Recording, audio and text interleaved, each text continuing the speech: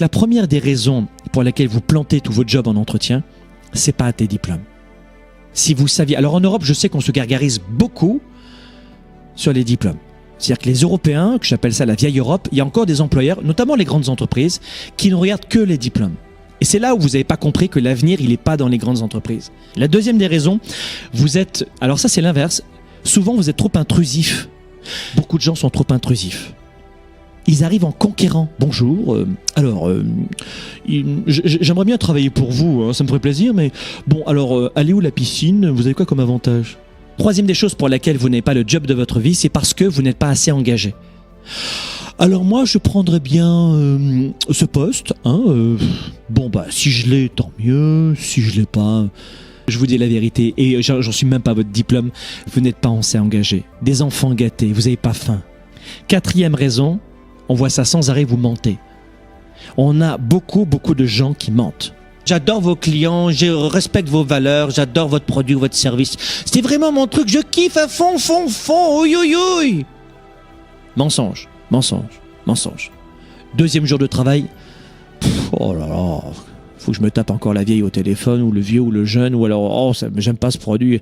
Terminé.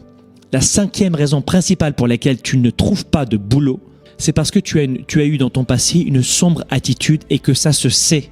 Moi, ici, mes entreprises appellent systématiquement l'employeur précédent.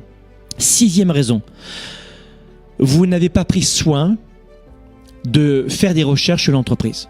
Un moins de 30 ans qui postule chez nous. Qu'est-ce qu'on fait comme activité? Et là, il y a un grand silence du jeune, que je n'ai jamais vu, hein. Vous proposez des trucs. Il a dit des trucs, ça mon DG il était liquéfié. Des trucs pour motiver les gens.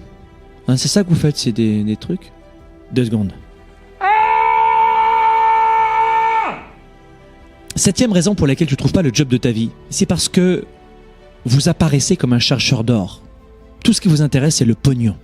Un autre cas qu'on a eu. Une jeune fille qui change de boîte tous les 3 mois à 6 mois.